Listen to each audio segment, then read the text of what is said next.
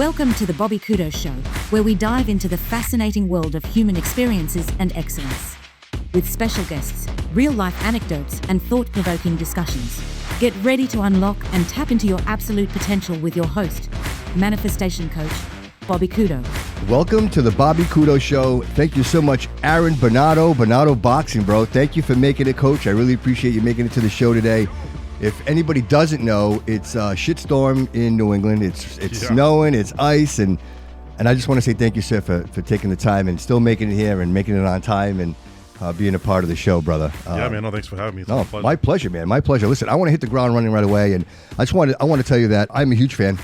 I know what you do, brother. I'm a fan of boxing, like in general. Like I'm an older person. So I remember the days that there were two options. There was boxing and wrestling. Those were your two options, right? Exactly, yeah. And for me, boxing was always those huge events. Like anytime I ever thought about boxing, was always those major events that the whole country would come together to watch. And it's a little different now and a little more streamlined. And I honestly, between you and I believe that it's making a huge comeback in the industry. I think people are realizing, with the birth of the UFC and how that's its own entity. And then you've got these boxing events, kind of much like Tyson, that recent event that he had. I'm not sure like how that all went in general. I did watch it. I did catch it. Yeah. I don't know how I feel about the boxing industry and how that promotes the boxing industry because I don't know. To me, it was more of a show, a kind of a pay-per-view event opposed to the detail. And of course, I'm sure you would know that much more than I would. And I digress. But I want to say thank you again for coming in and sharing your time. I know that you're super, super busy. You shape a lot of lives, bro. I've had the opportunity, the Bobby Kudo Show is a sponsor. I had the opportunity to be a part of the community event last year. Awesome. And just, for me, I was taken back by sitting down and just looking at all the kids and families that were present that day, along with the sponsors and how engaged everybody was and how great it was to be a part of the community. And thank you for that. Yeah, man, you guys do that often? I know your wife had a big part of that. Is that something you guys do often?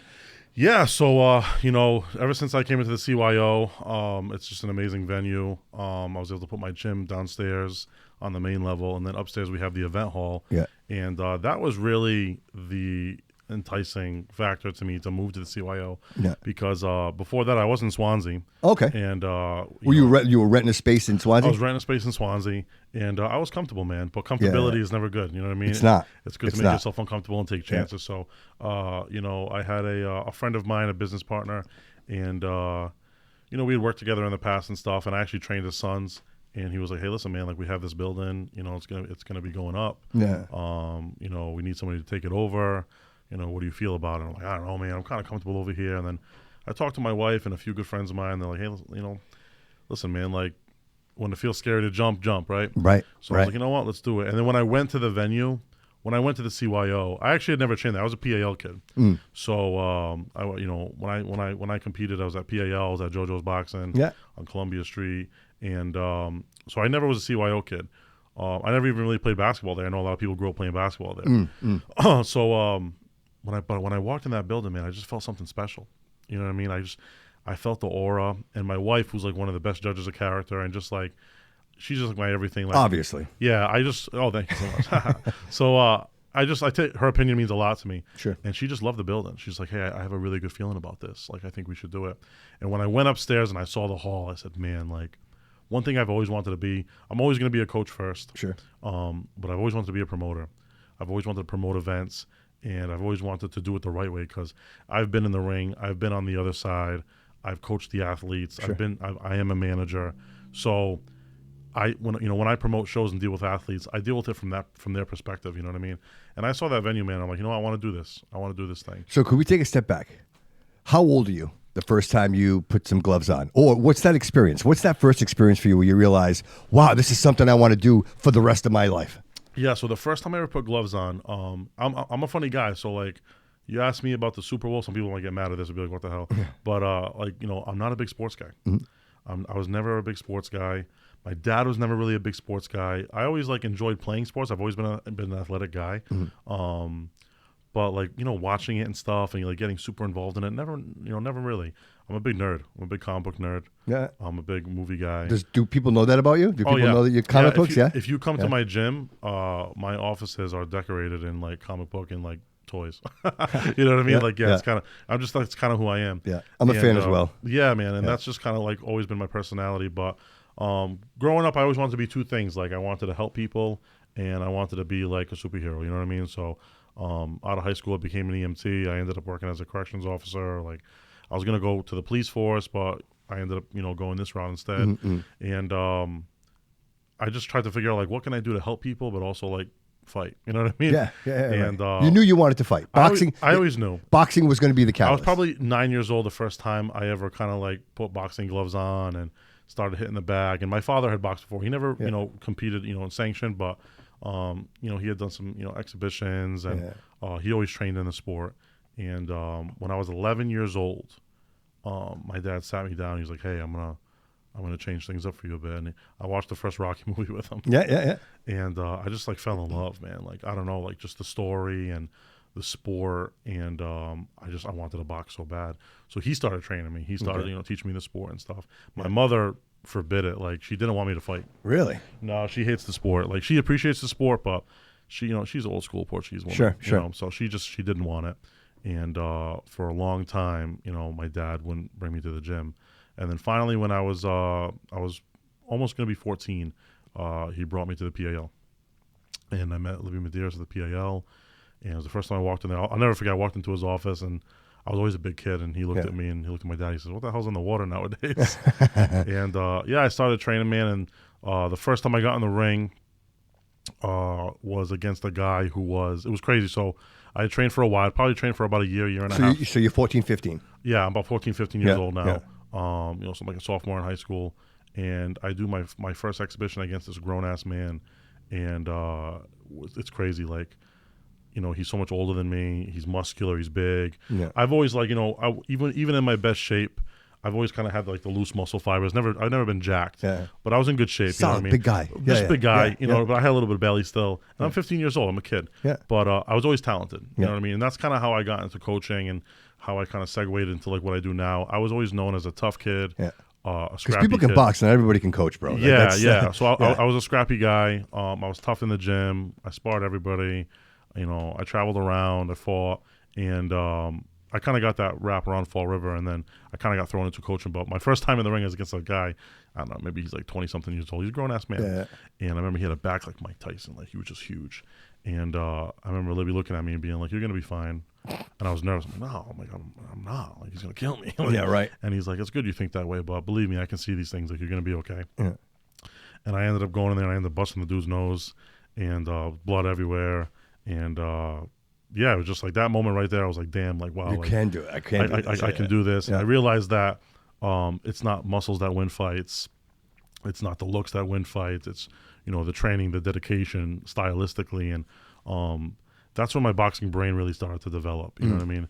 And man, just from then on, I just kept going. And I probably competed all the way up until I was about 23 years old. Yeah. Now, was this something you were doing on your own, or was your dad was kind of your manager? My dad was involved for a while, and then right after I graduated high school, he kind of stepped back, and he kind of was growing his business on the side, and kind of went into that. And you know how it is when you're a younger guy, you kind of just going to go off on your own. Sure. And I ended up going to JoJo's Boxing, competing out of there for a while. And where were they located? They were on Columbia Street, and then they moved into the BKJA, which was a mixed martial arts gym. Okay, on Anawan Street. Is that like where the Tipsy was over there? Like no, that was another gym. Oh, okay, all right. There was one over there. We were on Anawan Street, right behind WOW. Oh, all right. That's where we were. Okay, all right. And we trained there for a while, and that was awesome for me because I got to box over there, and then I also got introduced into like the mixed martial arts world. And the martial arts world became near and dear to me because I met a lot of different like mixed martial artists over there, and the sensei over there, and he's actually the one who, I competed for them for a while. And who's this? His name was Joe Borges. Joe Borges. Yeah, he owned the BKJ, which actually isn't around anymore. They closed down. I did the Mass versus Rhode Island show. It was a state show, and I did well in that. I won that, and then Real quick, how does that feel, man? Like Yeah, you're it was winning. great. You're winning these things. Are you absorbing that? Are you? Yeah, Or as is a it kid- just okay? On to the next one. On to the next one. Yeah, no, it feels good. You know what I mean? Like you know, you're in there. You know, you're winning. You're feeling good. At the time, as a kid, like I guess I don't think I appreciated it as much. You know what I mean? Because Right. you're just like a young dumb kid. You know what I mean? Like Right. you're going from show to show and you're doing these things and you're gaining experience. But Yeah. at the time, I felt like it was almost like a nuisance sometimes. Like Right. I'd rather just be hanging out with my girlfriend. You know what I mean? Yeah, right, Like right, it was just right, a weird right, thing. You know, right. like now Right. looking back, I'm like, hey, I did that, man. Like, hey, you should be proud of yourself. You did that, man. So is that something that you encourage your fighters to do? Like bathe in those wins, take a second, recognize. I tell them, like, you know, enjoy the moments, but don't get comfortable with it too. Because one thing that I did, you know, when I did fight back then, I was there and it was like I did those things and it was like that was everything. Yeah. You know what I mean? And now now they're just memories. You know what I mean? Yep. And I always tell my guys, don't be that. Don't be that guy. Don't be that, like, you know, 10, 20 years from now, 10 years from now, looking back, be like, well, I did do that. Still do it. Right. You know what I mean? Always try Right. to do more. And obviously it brought me into another segue. And I'll be honest with you, like I never, you know, being a professional was always a little bit of a dream of mine. But the real dream of mine was, it was funny. Like when I watched boxing on TV, I'd always look to the corner. You know, like I love the fighters, I love the technique, I love all that stuff. But I look in the corner, I'd see the Freddie Roaches, and I would hear the stories about Customato with Mike Tyson and the impact he had on him. Yeah. And I always looked at the corners. It was the corners, it was the trainers, Yeah. and the impacts that they had on these kids' lives. And I always knew that like that's what I wanted to be. Yeah. You know what I mean? Yeah. And like I did have the pro aspirations and stuff, and unfortunately, you know, with injuries and other things, that never happened for me. Right. But what I'm doing now is what I really feel I was put on this earth to do. That's amazing. Yeah. What an amazing experience, right? Yeah, to just yeah, to realize that you're right where you should be. You know what I mean? Like there's nowhere else, you know, I need to be. You're a father. I'm a father. You're a husband. Yep. And not just a father. You got a couple of kids. 4 kids. 4 children. And what are the ages?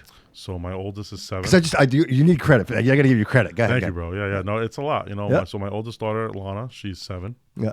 And then my oldest son, Merrick. They actually have the same birthday. They're Irish twins. Same Wow. birthday, February 2nd, Groundhog Day. Oh, wow. 1 year apart. Crazy Jeez. story. Weird, Jeez. right? Yeah, so he's 6 years old. They just turned 7 and 6 a few weeks ago. Yeah. And then I have Lawton. He's 3. And then my youngest, May Marie, she is 1 year old. Holy man, where do you find the time, bro? Yeah. So my guess, and I've been to your gym. I've spent time there.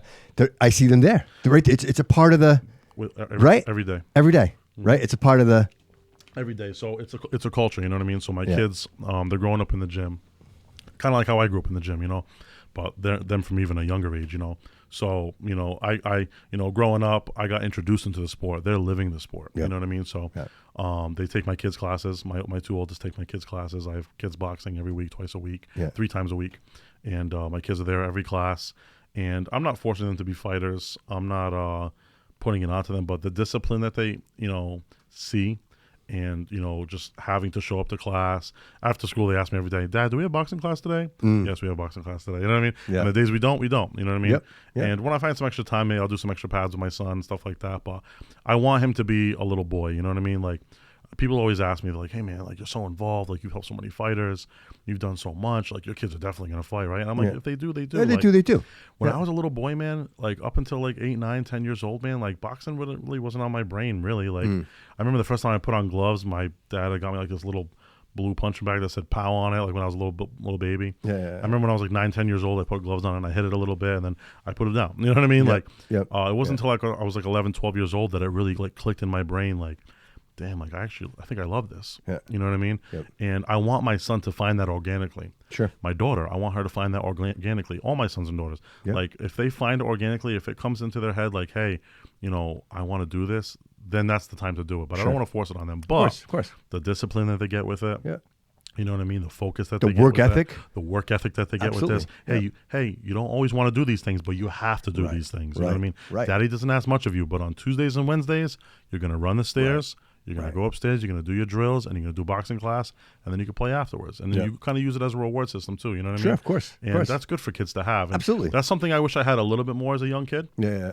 because I lack discipline sometimes. When I'm Yeah, but don't we all though? don't we all? And that's the difference between success and no Yep. success, right? Yes, for The sure. people that are able to push beyond that. "Oh, I don't want to do this today. Yeah, Definitely. Right. But having my kids in the gym is an amazing thing. So yeah, they're in with me every day. Yeah. Now that they're older, it used to be this thing before, like building up the business. Like my wife's home with a couple, with the 2 babies, the 3 babies. Yeah. But now that my kids are in school, they're older. They understand. They can kind of like, do most stuff themselves now. It's an awesome thing, man. So I pick up my kids from school. We go to the gym, and I have a big office. It's like a half office, half playroom. Sure, right. And my kids love it. They're like, it's funny. My 3-year-old yesterday, I went to the gym in the morning, and they stood home, and we're driving around, we're doing groceries, doing errands, and he starts like almost like crying, like yelling at my wife, like, "Mommy, we no go to the gym today. Aww. We no go to the gym." Like in his brain, it's like, "Hey, man, we gotta check this off the list. We gotta go to the gym every day." Like, and I love that. It's an awesome thing to me. So, and I'm blessed and I'm fortunate that now, with how successful I've become, knock on wood, by the grace of God, I'm successful in my business now, and I get to spend the time with my family at the same time, because most men don't have that. No. Like, they're successful in their business, they're building, they're good. That's separate. They're separated from their families. They're separate lives. You know what I mean? Absolutely. And I dealt with that for a little bit, for a short amount of time. I dealt with that, and it made me sad. And I was a different guy back then. You know what I mean? Like, I had a different mindset. And now that my wife's so incorporated in the business, and my kids are there with me every day, it's a beautiful thing. Let me ask you a question. How many kids would you say are in your building at any one given day? Oh, people. Let's just say people in general. Because I've gone in there and it's... maybe 70, 80. Right? Every single day. Every single day. So if I'm a parent, I have a young child, and, I want them to experience a discipline. I want them to be a part of something greater than themselves. Yep. How would they reach out to you? How do they become a part of that? And what are some of the options that you offer? Like you say, boxing class. Like, what does that look like? Yeah, man. So I think that one of the most, one of the best things about my job is, and it's been like this from the beginning. I've been teaching since, coaching since 2014 when I got thrown into it. I was a young amateur, 20 years old, just lost my last fight, and got asked to coach. And I'm like, why am I getting asked to coach right now? And he's like, because, man, like, you know how to motivate, you're intuitive, you have a good brain about it. And from there, the rest is history. You know what I mean? I did it on the side, now I do it full time. But one of the best things I love about it is the fact that I get to see all different walks of life. You know what I mean? I train, a kid who's a barber.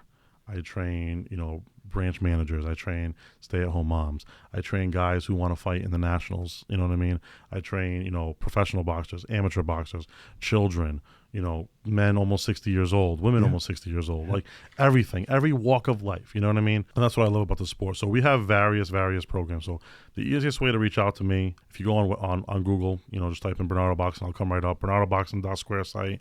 You can leave us an inquiry there. Our class, the classes we offer are there. Okay. I don't have prices online, and I don't put my schedule online. Sometimes it does flip-flop. Sure.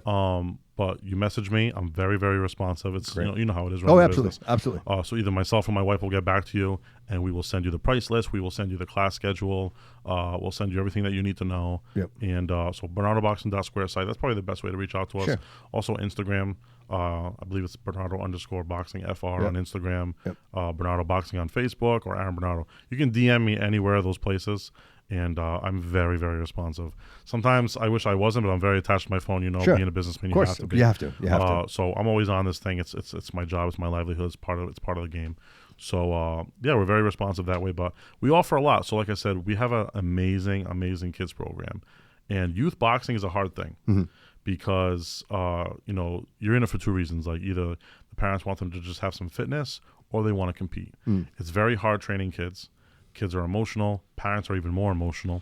You know what I mean? It's very hard. And this isn't like, listen, all the other sports can be dangerous. Basketball, your ankle, roll your ankle. Football, you can get tapped. But in boxing, you're literally getting punched in the mouth. You know what I mean? So you're sending your 6, 7, 8-year-old, 12-year-old. Yes. And you're pretty much telling me, like, hey, it's okay for you to let somebody else punch my kid in the face. Right. You know what I mean? Right. And to me, that's very normal, because it's a sport. It's an art. You know what I mean? Right. Exactly. That's what I look at it like. Right. But some people, they just look at it as a fight's a fight. You know what I mean? Yep. If you're walking down the street and, somebody's playing a pickup basketball game, somebody's hitting some baseball, somebody's, throwing the football around, and somebody's fighting, who are you going to turn and watch? Sure. You're going to watch the fight, which is what makes the, which is what makes the sport so intriguing. You know what I mean? That's what makes the sport so beautiful. It's a universal language, like Dana White says. You know what I mean? Right. Everybody knows. Absolutely. Everybody knows fighting. You know what I mean? We have a disagreement. I punch you in the face. We have a disagreement. You know what exactly. I mean? There's no question about it. There's no question about it. There's no language barrier there. You know what I mean? So that's a tough thing, but I have to give credit where credit's due. The Fall of Youth Initiative definitely helped out a lot. Okay. And it was, something that the city of Fall River that partnered with the Boys and Girls Club of Fall River, and they gave funds to not just boxing gyms, but dance studios, extracurricular activities, all based for youth, all based for children. That's great. Yeah, and they gave us, they gave us money for it. Yep. And it was COVID relief funds. All businesses that started in COVID, which I opened in COVID. It's funny, I got it on my list, man. I was just about to segue into that. Yeah, so we opened in COVID in 2020. Like, I literally opened my first gym, my first space in COVID. Wow. And it's a crazy story. It's a cool story. But yeah, so the youth initiative started, and they pretty much covered all of the inner city kids' funds. Yeah. And now that's ended. But because my program has grown so much, because of it, I have so many children, my kids don't want to leave. They love it. You know what I mean? They build relationships there and friendships. Of course. Close with me now. So we actually sponsor not just relationships, bro. Strong relationships. Strong relationships. Yes. You know what I mean? Yes. And I love these kids. I really do. And I tell them that every day. My teenagers, my kids. I separate the classes from ages 4 years old to 12 years old, and then 13 to 18 for the teenagers. And I tell these kids every week that I'm proud of them and I love them. Like, do you find that there's a mentoring happening between them, like the older kids helping the younger kids, and 100%? That comes from you. They're right. They're watching that. Yes, they're seeing you know what that. I mean. And the first time I asked some of my teenagers to help out during the kids class, like, their eyes lit up and they were nervous. And then after they did it, they ask me every week now. You know what I mean? They love it. And I'm going on vacation next week for my kid's birthday, and one of my coaches, Coach Bobby, shout out to Coach Bobby, he'll be running the class and with the help of the teenagers, you know what I mean? Yep. And I know those kids are in good hands because those teenagers love them. You know what I mean? Step up. You're giving them an opportunity. Yeah, they're great kids, you know what I mean? And they've been through some things, and high school's tough, man. You know, middle school's tough, high school's tough. Yeah. And I've seen the things they've been through, and it all goes out the window when they come in that gym, you know what I mean? Yeah. And it's a funny, I was hard on them. You know what I mean? When they first came to me, I was hard on them. Yeah. No bullshit. You know what I mean? I was hard on them, borderline mean. Yep. I kind of instilled that fear in them, but more so than fear, respect. Absolutely. And I got my respect off rip. Yep. And that's something you have to do. You know what I mean? I believe you have to have a little bit of that fear, a little bit of that respect for your trainer. Yep. I always did. Of course. And they have that now, and now it's just love, man. You know what I mean? Like, they're my kids. Yeah. And I would do anything for those kids. So we just sponsored those kids out of our own pocket for the past 2 months. Wow. Yeah. So we just because we wanted to keep them. We have about 60 kids. Yeah. And then how do people, if people want to support and help this, how would they do that? Is there a Venmo? Is there? Yeah. It's important for people to know how to. If you go on that website, bernardoboxing.square site, if you scroll to the bottom of the page, it says donate now. We are a 501c3 nonprofit organization, Bernardo's Boxing Charitable Foundation. Yep. You can donate to us. That's great. So you can click on that donate now. And I want to give a shout out to Trident Environmental Group, one of our biggest sponsors. Yep. He just sponsored us. That's awesome. Yeah, he just sponsored all the kids for another month. So my kids haven't. So the program ended in January. They're not going to have to start to even think about paying a monthly membership until April. It's huge, man. And then even when the parents do have to pay, because obviously it's a business. Sure, of course. Yeah, you got to keep the lights on. We're offering the lowest rate around in the city right now. Yeah. $20 a month. It's like it's a steal, really. Most karate programs are $300 for 4 weeks. Yeah, and then you got to do it again. So, right. I'm just trying to keep it cheap for the kids, and like it was for me back in the day at the PAL. You know what I mean? It wasn't bad. But we're offering even more, than when I was a kid. Like, your kids are getting one-on-one attention. They're getting multiple coaches adhering to them. They're getting multiple classes a week. You know what I mean? So, they're not just going in the gym and hitting the bag. They're being, like you said, they're being mentored. Right. You know what I mean? Right. And some of these kids are going to be competing. So, like, I'm going to be hosting the Junior Olympics this year, the JO tournament. It's not, it doesn't have Olympic, ties, yeah. It's not. It doesn't have Olympic ties, yeah. At least yet. Right. But these kids that do win my tournament, they will go to the summer festival tournament and the nationals in USA Boxing. Oh, so you'll be able to qualify for that. And then from there and there and there and there, and then Junior Olympics, the real Junior Olympics. You know what I mean? So it does have some implications, and we're proud to do that. And I have such an amazing team of young kids now. Yep. Let's go for it. You know what I mean? People ask me. I've raised 2 adults. I have a granddaughter. And people say, if you were to give someone advice, if they were having a child for the first time, what's the advice? And I say 2 things. Teach them to play the guitar and teach them how to fight. Teach them to defend themselves. Yeah. Because those are, if you're balanced and you know how to protect yourself, 99% of the time, you don't have to fight. Yeah, it's everything. So the idea that's what you're cultivating there. You're cultivating these young minds, and you're teaching them self-respect, respect for others, and they know that they can protect themselves. So they're never victims. I could tell if somebody knows how to fight just by the way they walk. It's true. You know Confidence. what I mean? It's different, man. You know what I mean? Like when I learned how to box, it changed my life. And I tell my kids this all the time, like, look what coach does now. Now I live my dream job. You know what I mean? Like I support my family with this. Like boxing means a little I'm so glad you're I'm so glad you're here, because you are the epitome. This is exactly what the show is about. It's about exactly that, doing what you love, man. Doing what you love, follow your dreams, man. You know, I was getting my haircut before this. Shout out to one of my pro fighters, Axel Lopez. Excellent. Yeah, just chopped me up a little bit. But just following your dreams.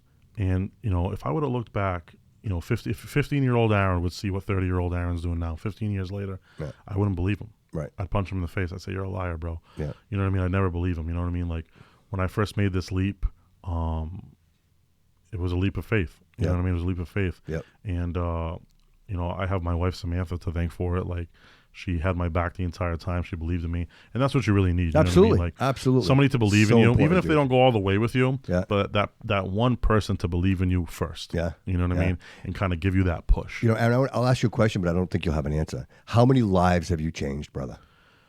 Right? I hope a good amount, man. It's without question. Like you'll never know the answer to that question. Yeah. But what an amazing, beautiful question to ask. You know what I mean? Like there are so many people out there, young children that became adults that you've impacted. You know what I mean? And changed the trajectory of their lives. Where a lot of these kids, you know, they don't have opportunity. You know, they're not in neighborhoods and areas that provide them with opportunities to excel and even compete. Mm-hmm. And then, you know, here's Bernardo Boxing saying, hey, come on in. We'll teach you all the fundamentals. We'll teach you everything you need to know to be a healthy, balanced adult who is not only aware of the community, but willing and wanting to support the community. Definitely. It's, you know, it means more to me than anything. You know what I mean? It's a responsibility that I hold near and dear to me. And I feel a responsibility to my community, to my kids, to my fighters. I mean, I have kids in my gym that started with me when they were, you know, 16, 17 years old and, you know, are now fighting, you know, winning tournaments or fighting professionally. You know what I mean? Like, it's a cool thing, man. And I look at guys like Libby from back in the day and how he's so revered now. And I want to be that one day. And there's certain things you can do as a coach that you just couldn't do as a fighter. You know what I mean? And fighters can inspire for sure. Yeah. But as a coach, the lives I've touched and the multiple fighters that I've worked with and the kids that I've worked with and the people that I've helped, it means everything to me, man. So shift gears a little bit.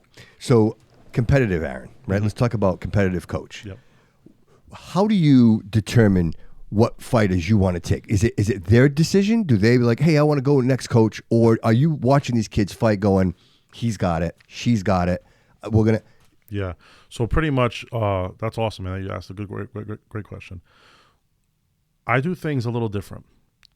I bring kids into my gym and I make sure you can fight first. And then I teach you how to box. You know, a little bit different way, right? Yeah. My gym really, you know, on the competitive side isn't for the faint of heart. My gym is successful. I've been doing this full time for the past 8 years. And I think I'll continue to do so. And I've figured out my niche and made a career out of it. But while also making it affordable for the fighters and the kids and everybody. But there's a certain way that I do things. If you look at my, you know, like my kids' classes are huge. You know, I have my women programs and stuff, like the small groups.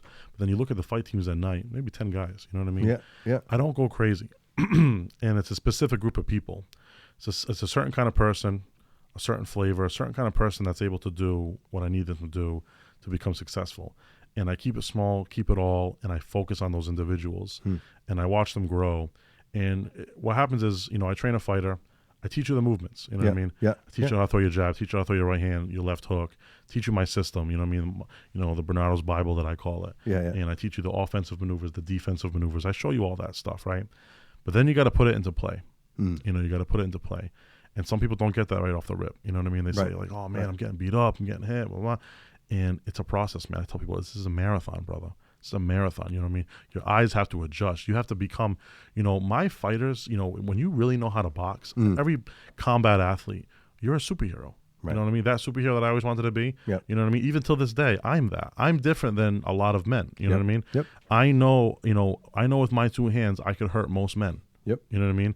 And that's not being cocky. That's No, not no, me no, no. calling out That's guys. that's If I never have to fight in the street in my life ever again, if I Yes. never have to defend my family with my hands, then I did good in life. You know what I mean? exactly. But I know if I have to, I can.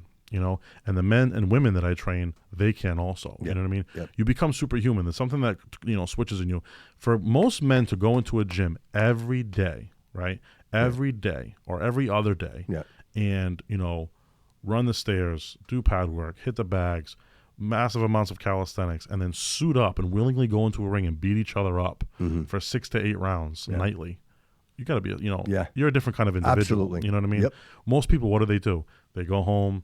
They wake up in the morning, eat breakfast, clock in, go to work the monotonous job, come home, kiss their wife, play with the kids, eat dinner, go to bed. Yep. And they do that day in, Right. and day out. You know what I Yep. mean? Perpetual. Perpetual, right? Yep. What I'm doing is teaching people how to be dangerous, and then the opportunity that I'm giving them is, I always tell guys this: I don't care how busy you are, what your job schedule is, what your relationship is outside of boxing. I have one job.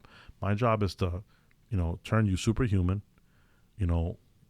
prepare you to the best of my ability, and then give you opportunities that that most normal men and women will never experience, to fight on a World War II battleship in front of 1,500 Crazy, people, bro. right? What a crazy event. To fight at Mohegan Sun Arena, Yep. to fight at the CYO Hall in front of 500 people, Yep. and your hometown screaming for you, Yep. and you win your professional debut. Like, I'm able to offer you and put you in that position by training you listening to me, going through the motions, and then getting to that moment. You know what I mean? Yep. To answer your question, yes, there's every fighter, when they first start with me, they start to hit the turning point where they start to transition into that fighter. They start to take the hits better. They start to make them miss more. Their eyes start getting adjusted. You know what I mean? And then I start to see that in the sparring. And there's levels to sparring, right? So you spar in the gym where you're comfortable. First that's scary, but then you start to get comfortable with your teammates. Then you have other gyms come down. Now it's enemy territory. Now enemies coming into your home base. Right. Now that adds a whole nother layer. Now we're gonna go spar at their home base. Yeah. Boom. So now Emotions, right? yeah, A lot of so emotion. now right? there's a little bit more people watching you. They're coaches. You're different surroundings, right? Yeah. Different area. Now that adds another layer. Then maybe we do some kind of exhibition or open sparring where maybe some people are donating to watch you compete. Yep. Now now this feels like a show, but there's no there's no judging or anything like that. Yeah. And then the next level from there is get licensed, get your book, go out there for amateur competition. You know what I mean? And then building an amateur, it's not about losing, it's not about winning, it's about learning, and it's all just reps. Sure. And I tell my guys to go out there and we win a lot, but sometimes we lose. You know what I mean? And you go out there and you put in the reps. And once I see an amateur get to a certain point, you know what I mean, we start to assess. I'll sit them down and I'll say, hey, what do you want to be in the sport? Do you have national implications? Like, do you want to go to nationals?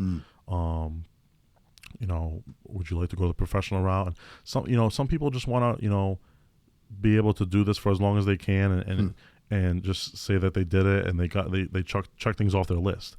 Other people want to be world champions. You know what I mean? I have a kid in my gym, I won't say names, but he could be a professional right now, and he'd probably be the best professional that I have if I turned him right now.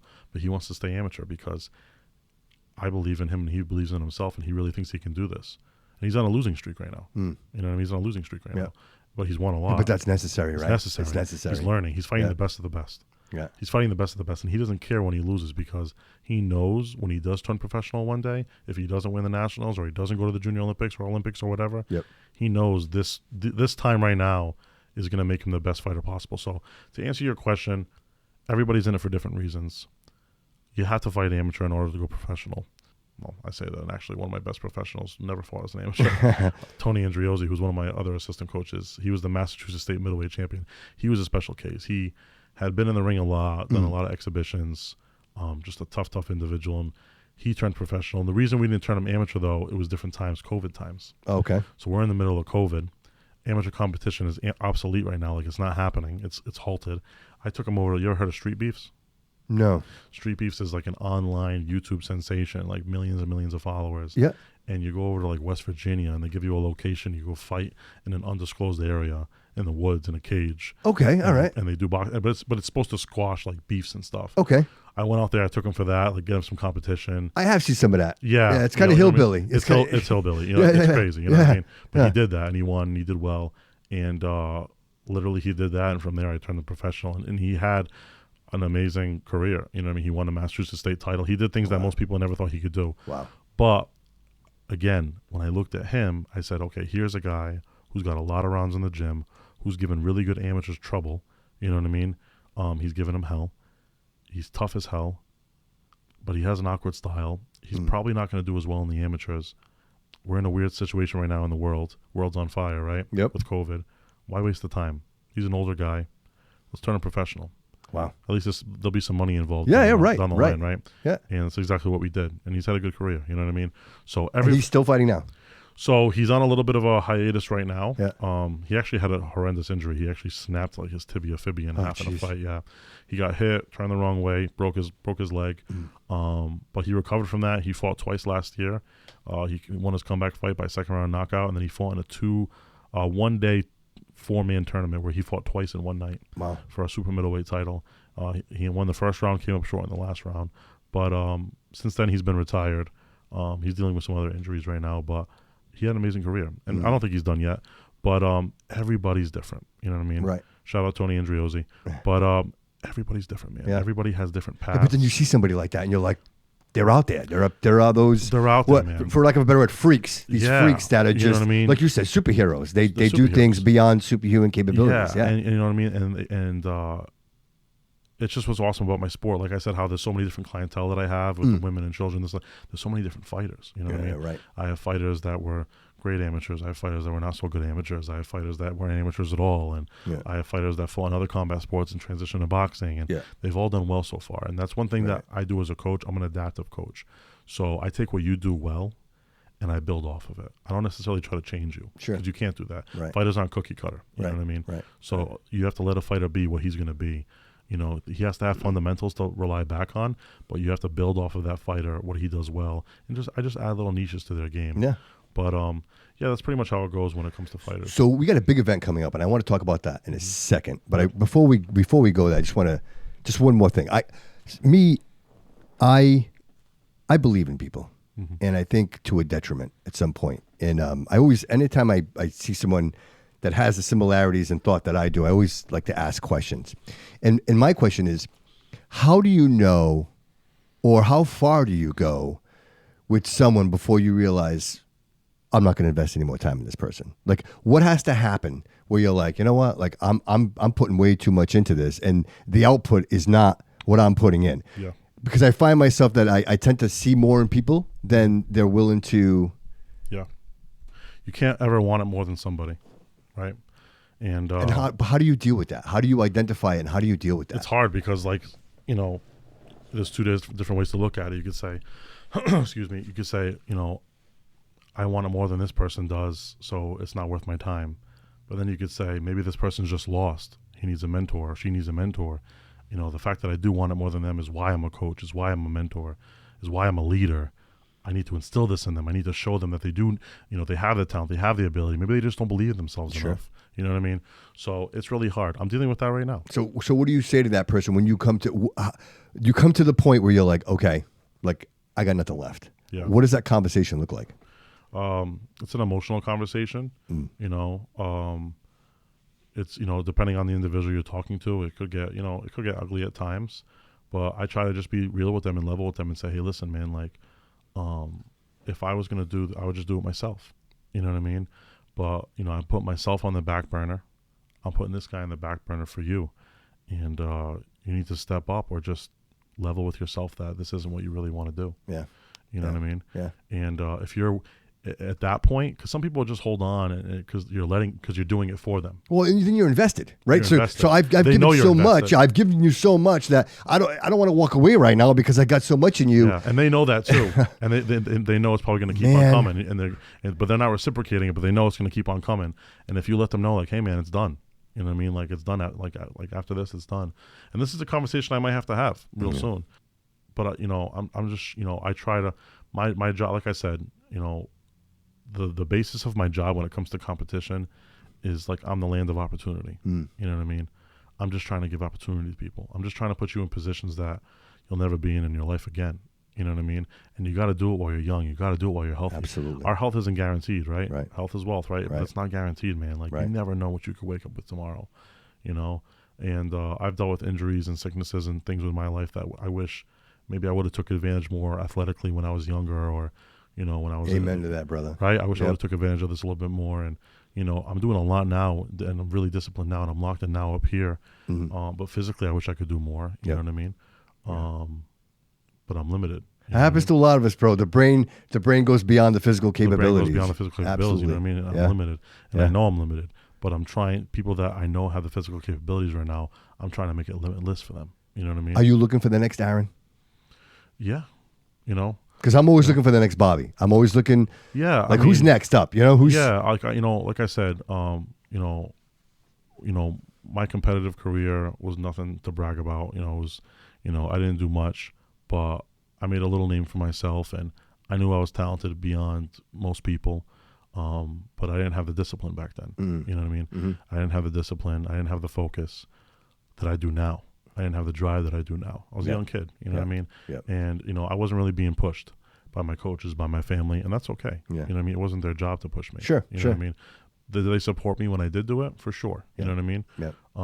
But it wasn't their job to push me. Aaron, do you find it easier that you have some success? Like, you can kind of see it, and you're like, all right, this is totally worth it. I could see the outcome. For sure. You know what I mean? Like, I mean, what I do now, like, I mean, I made it. You know what I mean? Like, fighting for me isn't even really, you know, sometimes it's not even really on the table anymore. Like, do I think about it from time to time, even with an eye injury? And I have seen you in the ring. Yeah. You know, like, you know, I can move still. Yeah. You know what I mean? Absolutely. You know, I can, you know, I'll spar with my guys here and there. You know what I mean? I can move still. And I'm a young guy. I'm only 30 years old. But it's tough. You know what I mean? It's tough to really, I feel like with a fighter, being a fighter, you have to be selfish. And being a coach, you have to be selfless. You know what I mean? Yes. And all the best coaches, when they have their best success, I think they do their best in coaching when they stop fighting. I really do. There's coaches that have done both, and they do pretty good. But I think they really build their best team, and it's just when you let your ego go, man. Yeah. You know what I mean? Favorite boxer? Who's your favorite? All time. It's going to sound so cliche, but it's true. It's Muhammad Ali. Muhammad Ali. Yeah, I mean, it's so cliche sounding. But well, no, you say cliche, but you look at it from a different point of view. Yeah. You know, to the layman's, we're watching a guy who was an amazing competitor and a great fighter, but there is detail there that, you know, myself does not see, and most people don't. Yeah, greatest heavyweight of all time, for sure. You see the detail. I mean, he was. I mean, I'm kind of a little bit of a boxing historian, but I mean, Ali, you know, in 2 different decades was the world heavyweight champion. You know what I mean? We talk about Joe Louis and Larry Holmes, who were champions for 10 years, 20 years. So was Ali. I mean, if he didn't get refuse induction to the armed forces and then get suspended, I mean, he dominated the 60s, he dominated the 70s, 2 different eras. He came back after years laid off and completely lost his legs, adapted his style, and beat the best that they had to offer. Right. And you can argue that the heavyweights of yesterday are just as good, if not better, than the heavyweights of today. You know what I mean? Like, there was always an argument, Tyson Fury versus Ali. I think Ali beats Tyson Fury every single day of the week. You know what I mean? I mean, Primo Carnero was 6'9", you know what I mean? And Max Baer knocked him out. You know what I mean? Right. Not that Tyson Fury, I think he's better than Primo Carnero. But I think you're talking 2 different ages, even in physique and methods of athletics, right? Like, what we know about the human body now, Ali didn't have that information. You know, it was drag logs. You know what I mean? But he was so great, man. I mean, he beat guys like Ernie Shavers, Ken Norton. You know what I mean? George Foreman. Do you think a lot of that too was his personality, the ability to? Well, yeah, he was charismatic. If you hear Mike Tyson talk about Ali, he was so beautiful. He was so beautiful in the way he spoke, but he was like a Tyrannosaurus Rex. He was just a dog. You know what I mean? Like 14 rounds with a broken jaw versus Ken Norton. You know what I mean? He didn't care. You know what I mean? He went all the way. He didn't give a shit. And that's what I respect about Ali, like the way he was able to adapt his fighting, his fighting ability, and between 2 different decades. But he revolutionized the sport for sure, and he stood for a lot. And he was during the segregation era and all of that stuff. You know what I mean? And that was a tough era to be a part of, obviously. But one thing I respect about Ali is that, you might not agree, him refusing induction into the army, but whatever he believed in, he stood by it. Right. And he didn't care what people thought. Right. And that's something to admire. Right. You know what I mean? Yeah, because it could be two thoughts of process there. One, you would say, well, he was afraid to go to war. And the other process was, he didn't believe in war. He didn't believe in the war. He didn't believe what was going on. And, for sure. And he had his right to do that. He had his beliefs and he stood by it. You know what I mean? And yes, and then the devil's advocate can say, well, if It was anybody Cassius Clay. because he was Cassius Clay. If anybody else did that, they would have been arrested. And you're probably right. But he was the market for that. You know what I mean? He was the He was the show, man. It was the show. Absolutely. Yeah, we would have never had the Mayweathers, the McGregors, the back and forth, the 24/7 shows, you know what I mean? The podcast. Like I believe like he was really at one point Muhammad Ali is the most famous person in the world. Legit. Yeah, legitimately. Legit. Yeah, he's the most recognized figure in the world. Yeah. I mean, come on. You know what I mean? Aaron Bernardo's doing okay, Bernardo boxing, but look at that. You know what I mean? Like it's crazy, right? Like how he revolutionized the whole sport. You know what I mean? So yeah, and just the awareness and to carry it. Yeah. Real quick question before we get into the show. I just want to the event coming up, I should say. Do you think that mixing the arts, so UFC fighting boxers and boxers fighting UFC, do you think that helps the sports, or does that? Because I got to be honest with you, watching Conor McGregor box, like the whole Mayweather thing, I found it like strange, like the clown show. I don't know. You might feel differently, but to me, I just didn't know that it works. I just don't know that it works. What an era we're in right now. You know what I mean? We are in the social media age. We are on the age now where you don't got to do much, man. You know what I mean? A lot of guys that I used to train with back in the day, they're like, oh man, if social media was around back then, I'd be famous. Maybe. You know what I mean? Yeah. But social media is a business, man, and social media is a grind.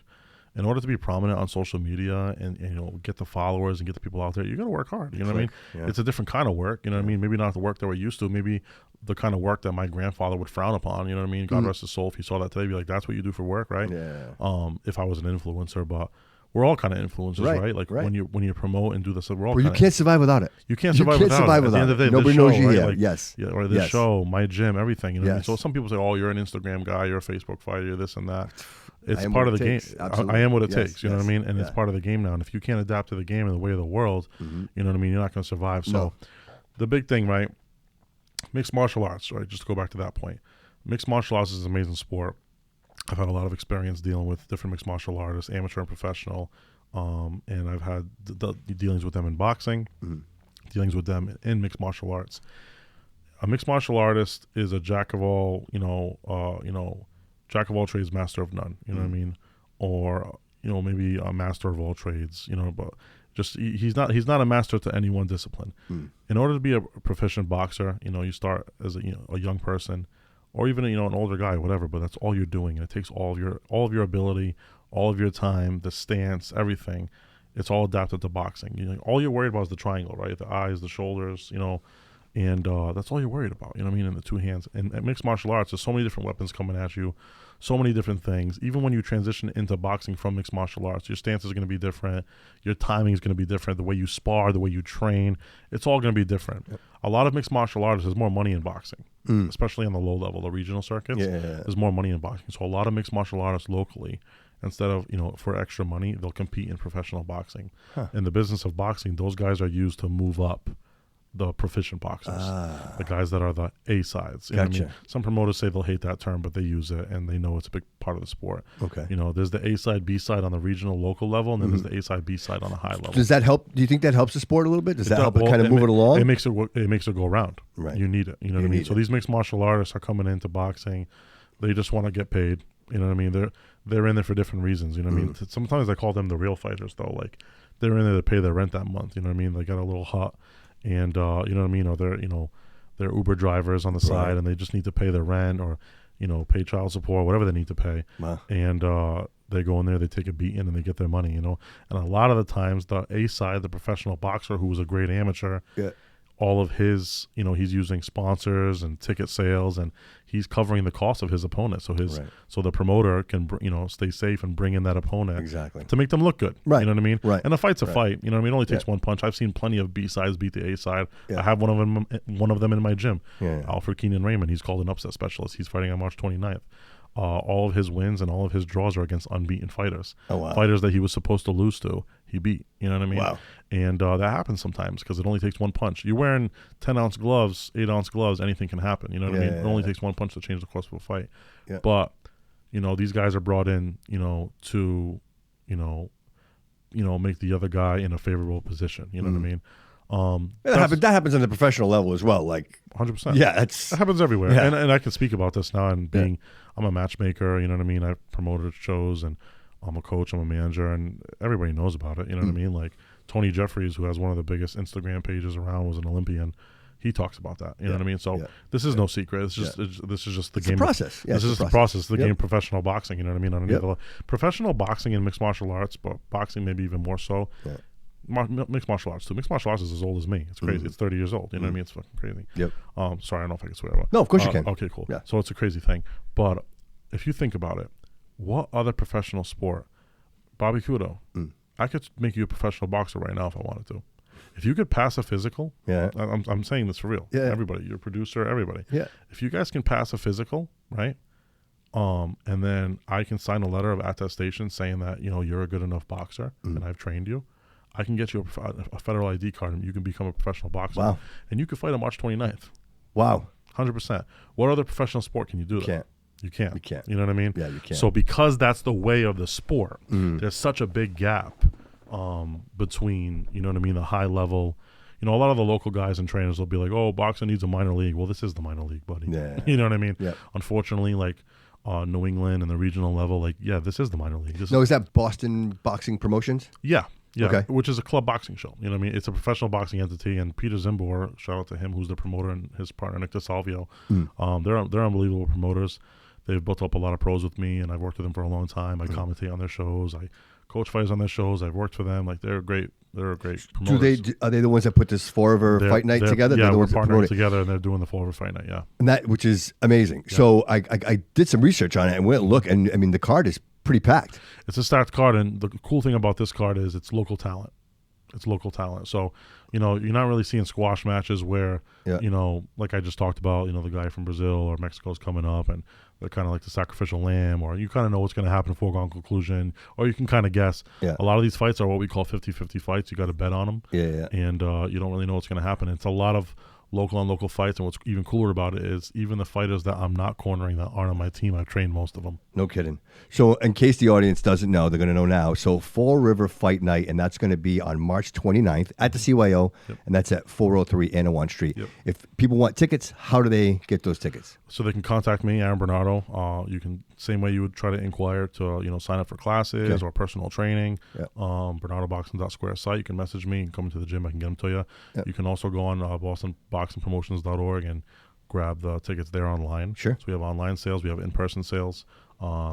Just hit me up. We have plenty of fighters, in the gym selling tickets right now. And when you do buy directly from me or the fighters, you are supporting them more. Excellent. Because they do see a cut of that. Great. And so the Bobby Kudo Show is going to be giving away some of those tickets. Yeah. So what we'll do is anybody for the audience, go over and follow the Bobby Kudo Show and share that with the Bobby Kudo Show and tag Aaron on that as well. And we'll reach out and 4 tickets, man. We'll give away 4 tickets, man. Bro. I appreciate that. That's awesome. Do whatever we can do to support and help the cause, brother. I'm grateful that I can be a part of it. I really am. That's awesome, man. I talk about you. I talk about your sister all the time, dude. Anybody that asks me, they're aware because again, it's such a huge part of the community. Thank you. Yeah, I'm trying to be an anchor in downtown Fall River. Yeah, bro. Bring that back to life. Absolutely, you are. And I'm so absolutely grateful for it. So just real quick, I want to talk a little bit about the fight that night, if you don't mind. Sure, yeah. So Jonathan Delgado. So this kid is from Milford, Mass. Mm-hmm. He's a welterweight, and he's 3-1. Only loss was a draw. Yeah. So he's still undefeated. So how they would do it's 3-0-1, and he's got 3 KOs. So he's got no losses. He's got 1 draw. His last fight was a draw. He was recovering from the flu. Yeah. And he actually did have a knee injury as well. But he's completely recovered now. He's looking good. He's back in camp. We were just a little bit slower that fight. I thought we won, but it ended up becoming a draw. No big deal. No harm, no foul. And like I said, it's a learning experience. Just how the amateurs is a learning experience. The pro level on this stage right now. Yeah. And I don't mean to shit on pro boxing when I say minor league. Well, all I'm saying is that this is just a little bit lower level. But Boston Boxing, like Peter Zimbor, he's got he's worked with DeBella. He's got one of my other fighters who's going to be featured on the card. He's the USBF heavyweight champion, Jonathan Gruber. Okay. He's fought on DeBella Entertainment twice. He's fought on the world stage. He's fought on DAZN. Yeah. For DeBella.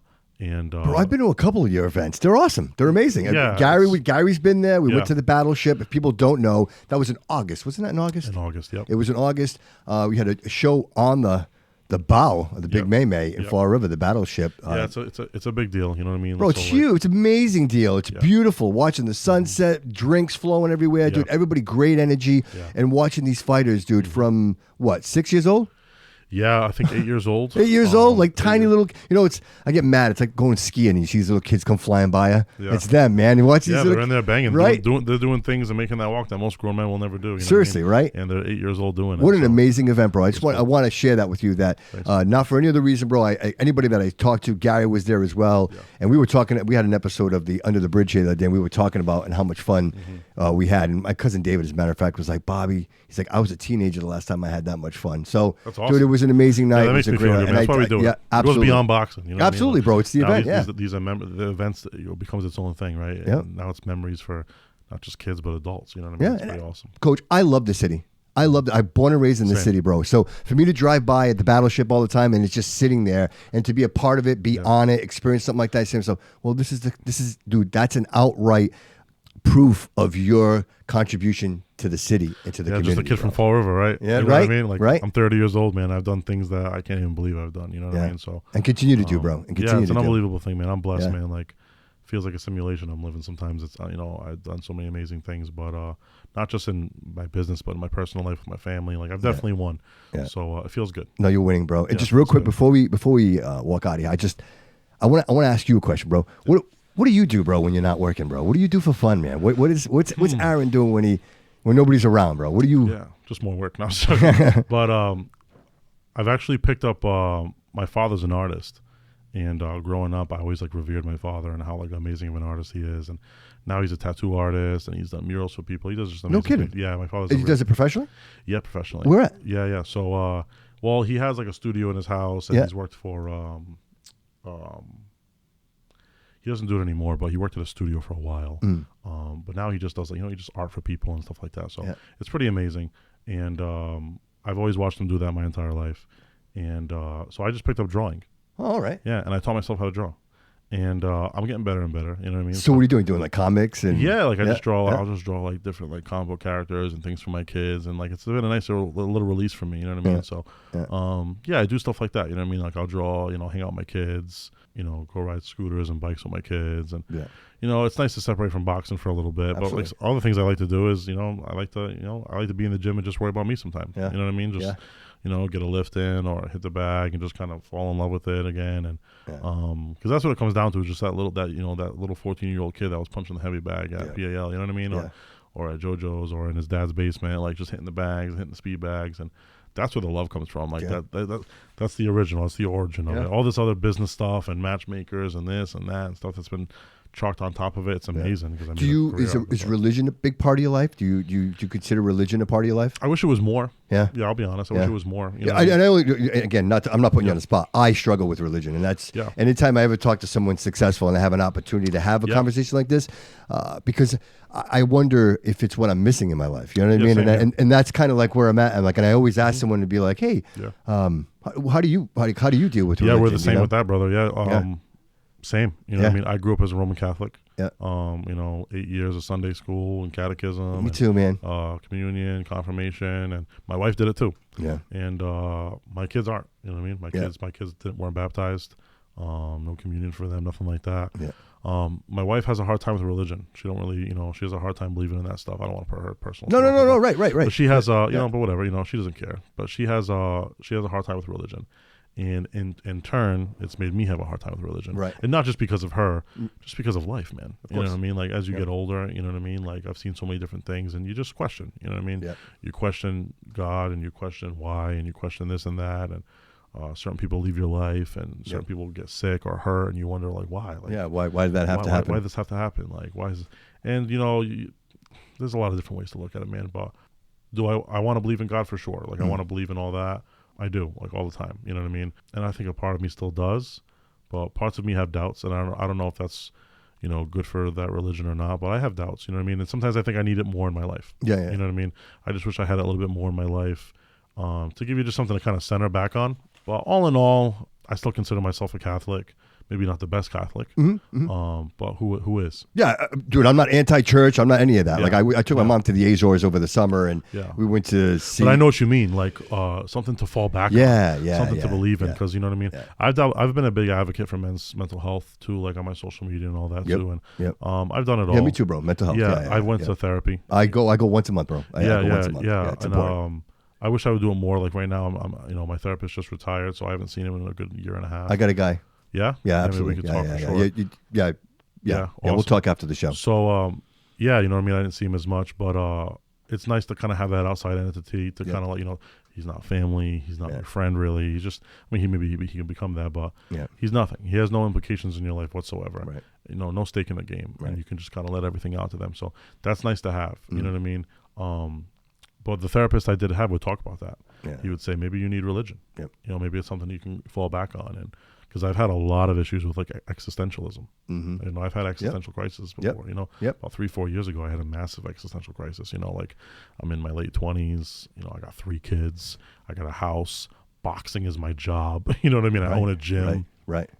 Like I was just doing like things that like it just didn't seem real, and I almost had everything I ever wanted. Like I left a state job that I was miserable at, and my wife's, you know, I'm able to support my wife, and she's able to be a stay-at-home mom and take care of our kids, and like I had everything. I remember my parents and friends being like, "This dude, like you got it all, bro. Yeah. Why you acting like this, man? Why you sad, bro? Crazy feeling. Why you upset? Why you lost? You got it. I wish I had what you had." And I'm like, I can't explain it.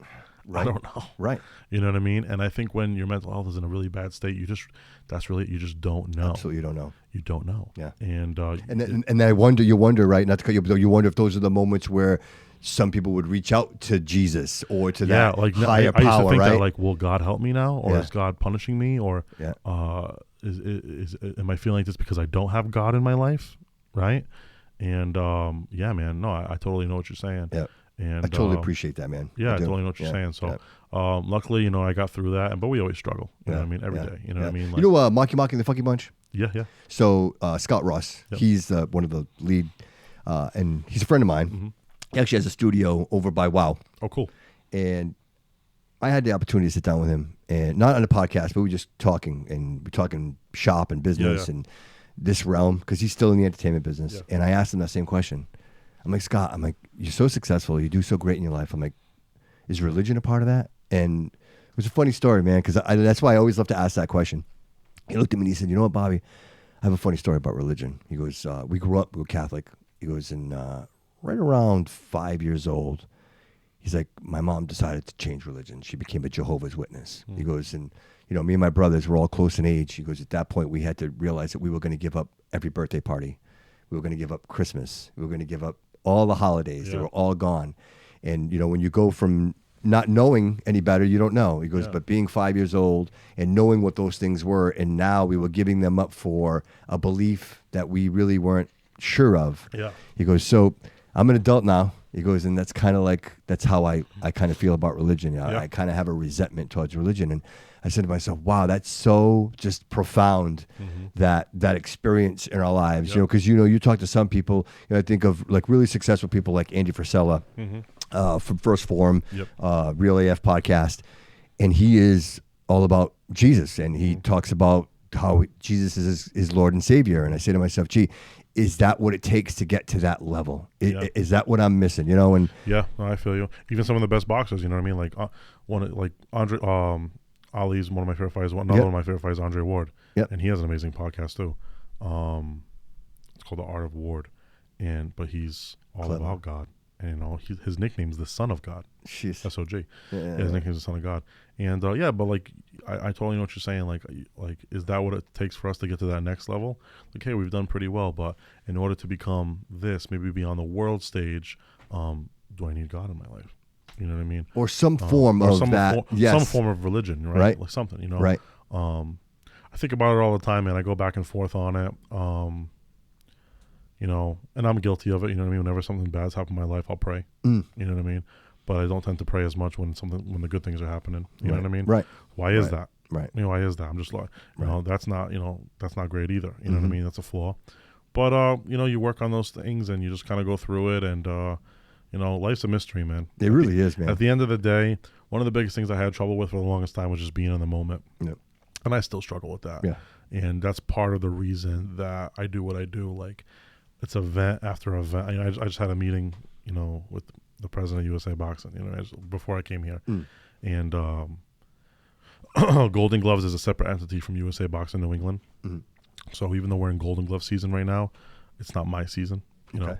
So now that Golden Gloves is kind of coming to an end, my season's happening again. Gotcha. So you're going to see the Battleship again. Yeah. We're hosting the Junior Olympic tournament and some other show, and we got the Pro Show coming up, and it's just my life, man. Like, having other people's lives in my hands, having their problems on my lap, comforts me.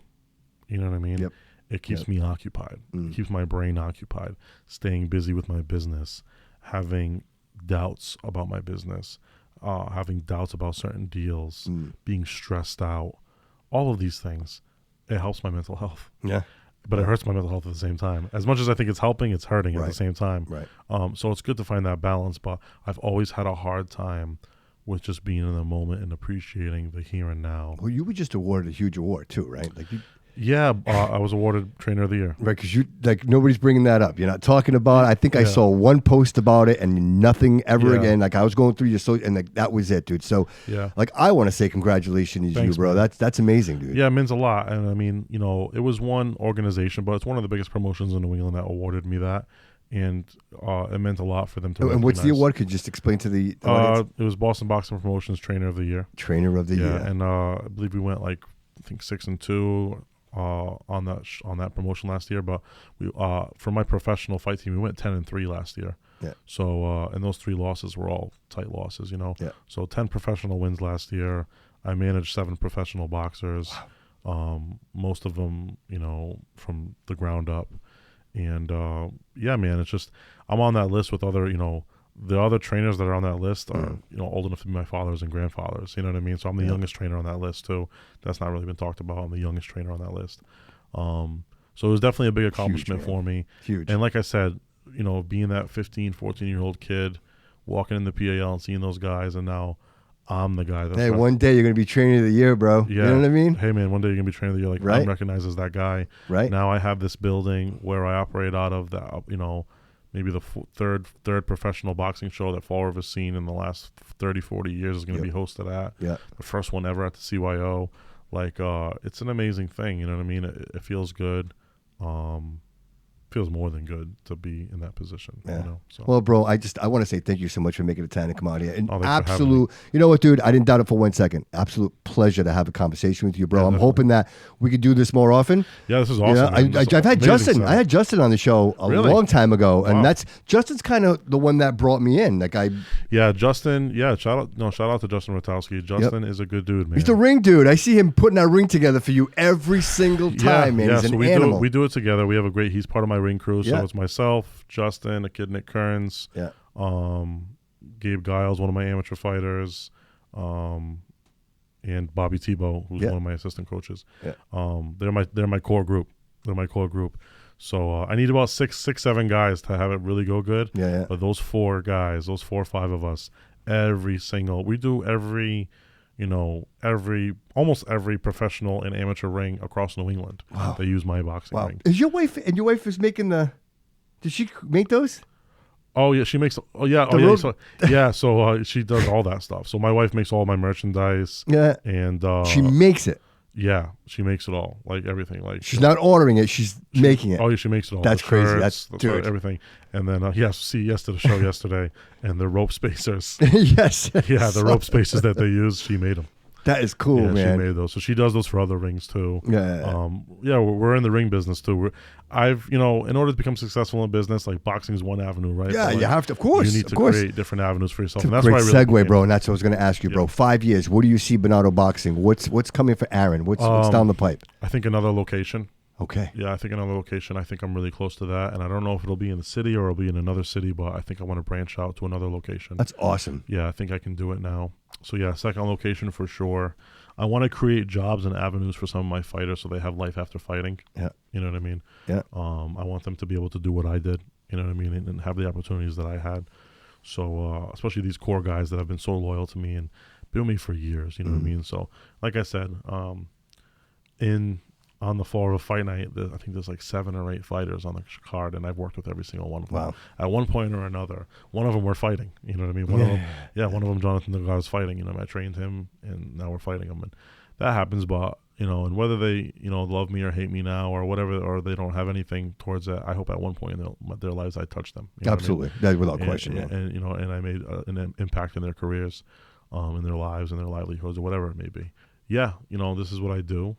And I'm just going to continue to do it to the best of my ability. Perfect. So March 29th, we show up. What do we got? We got some refreshments there. We got food. Like yeah, we'll have there'll be drinks there. We'll have a full bar. Excellent. You know, so like we'll have a cash bar there. Excellent. And then we're going to have some food. You know what I mean? I think we'll have some pizzas there and stuff like that. We'll have some snacks and refreshments. Yeah, man, it's going to be great. What time should people show up? So the doors are going to open at 6 o'clock. First fight's going to be at 7. We have a stacked card, so I'll just give a shout out to all the fighters that I have on it. So we have the undefeated Jonathan Delgado. He's 3-0, 3 knockouts, 1 draw. He's fighting Ricky Jordan. That's a Fall River versus Fall River fight. Both guys undefeated, 3-0 versus 1-0. And that fight has a lot of implications with it. You know what I mean? Like both guys are early in their career, they're putting their O's on the line. But hey, it's time to step up a little bit. They want the win. They want it, and it means a little bit more. There's some bragging rights here. You know what I mean? So then we got Jonathan Gruber. He's the USBF heavyweight champion. He fights out of Bernardo's boxing. He's fighting Liam Harriman, who he won the Northern New England Golden Gloves. He's 1-0 right now. We actually have a win over him in the amateurs with Alex Nenevy, who's making his professional debut. Brothers, right? There's brothers, right? Yeah, there's brothers. Okay. I'll get into them real quick. So, so Jonathan's fighting. We have Alfred Keenan Raymond, who's fighting Johnny Kim, who I also trained, and they're fighting each other now. So that's a big fight.